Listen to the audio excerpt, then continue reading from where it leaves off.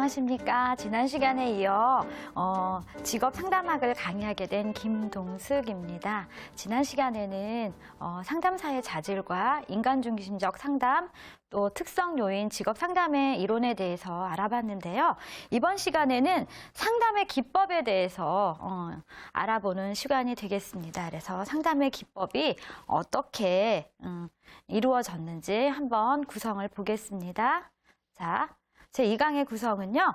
정신분석적 직업상담, 행동주의적 직업상담, 발달적 직업상담, 포괄적 직업상담 이렇게 해서 4개의 상담의 기법에 대해서 진행하도록 하겠습니다.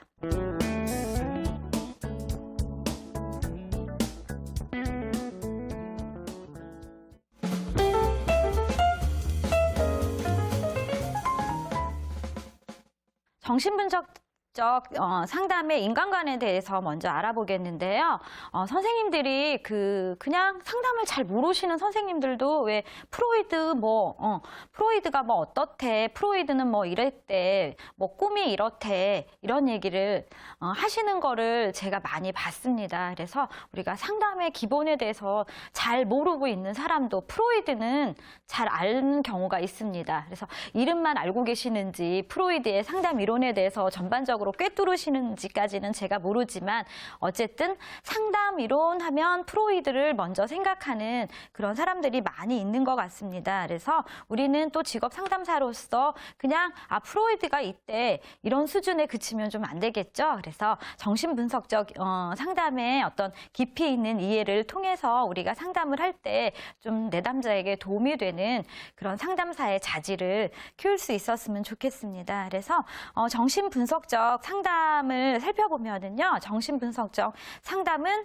정신역동 상담이라고도 합니다. 그래서 여러분들이 잘 알고 있는 것처럼 프로이드가 그런 이론과 관련된 정립을 많이 했죠. 그래서 이 상담 이론은 현재보다 과거를 중요하게 생각하고 그리고 결정론적 인간관이라고 했습니다. 그래서 결정론적 인간관이라고 하는 거는 말 그대로 무엇인가 결정이 되어 있기 때문에 어떤 처치를 해도 잘 변하지 않는다. 처치러함은 예를 들어서 상담을 통해서 이 내담자의 목적을 달성할 수 있도록 여러 가지 자극을 이렇게 주는데요.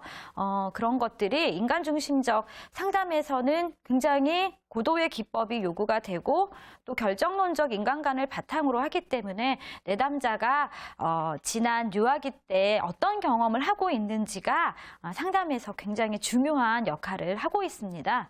그래서 정신분석적 상담의 인간관을 보면은 인간의 본성에 대한 프로이드의 관점은 결정론적이다. 그리고 충동이나 억압된 감정이 인간 행동의 동기가 된다. 이렇게 얘기를 합니다. 그래서 불안이라고 하는 것도 그 억압된 어떤 감정의 욕구의 결과에 의해서 불안이 이렇게 일어난다고 보고 있고요. 그리고 내담자의 유아기적 갈등과 감정을 중요하게 다룬다. 이렇게 얘기를 하고 있는데요.